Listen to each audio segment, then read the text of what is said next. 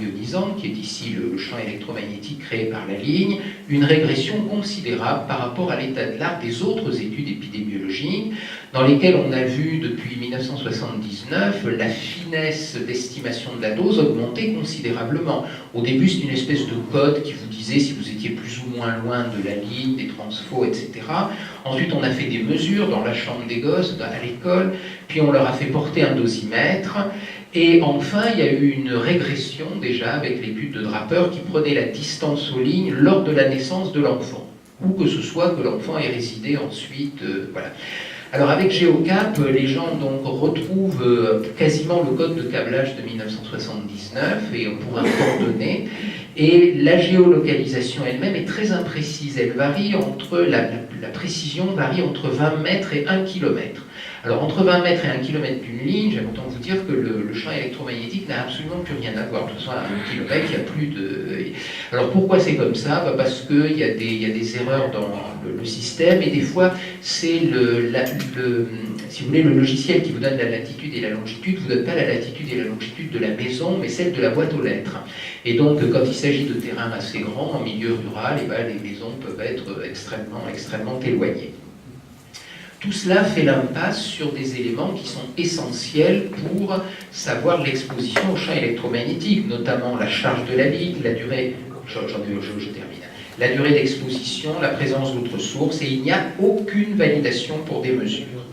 La présentation des résultats elle-même, quand on prend des personnes qui sont à moins de 50 mètres de la ligne, les auteurs se sont aperçus qu'il y avait des erreurs dans le géocodage.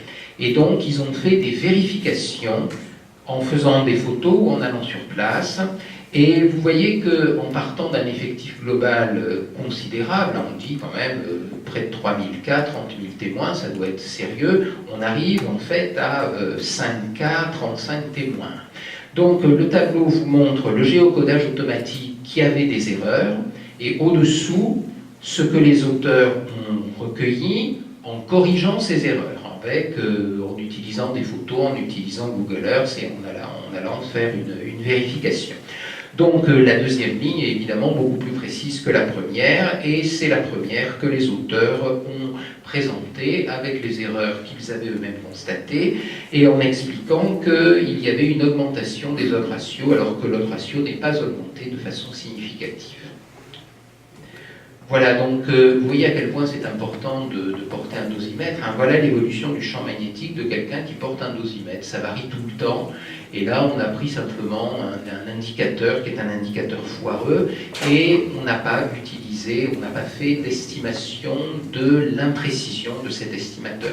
Bon, si par exemple l'enfant habite près des lignes, mais que l'école est loin des lignes, la maison reflète effectivement leur exposition, mais quand il habite loin des lignes, mais que l'école est proche des lignes, la maison ne reflète absolument pas l'exposition de l'enfant. Bon, voilà, on va conclure. Chaque année, il y a des milliers d'études sur les faibles risques. Les contradictions qu'on voit très souvent entre ces études viennent moins des incertitudes que de leur non prise en compte dans les analyses statistiques. Les études cas témoins sont particulièrement fragiles, on l'a vu, essentiellement du fait de cette nécessité de reconstituer l'exposition de manière rétrospective. Et c'est ça qui est très difficile. Les données devraient être accessibles aux chercheurs après un délai raisonnable, de façon à pouvoir faire une analyse statistique plus rigoureuse que celle qui est souvent faite par les auteurs. Bon, il ne s'agit pas de les spolier de leur publication, donc enfin, au bout de 2-3 ans, on devrait pouvoir avoir accès aux données. Il y a des études qui n'auraient jamais dû être entreprises compte tenu de leur faiblesse méthodologique évidente dès le départ. Une échelle de validité des études épidémiologiques est nécessaire, et enfin, certaines études posent à mon avis un véritable problème éthique. C'est pas du tout anodin de publier, de venir raconter à la télévision que quand on est à ses cloches pour habiter près d'une ligne à haute tension, on expose son enfant à avoir une leucémie. Je pense aux parents des enfants en question, et je trouve que qu'il y a des moments de conscience sans conscience. Voilà. Merci de votre attention.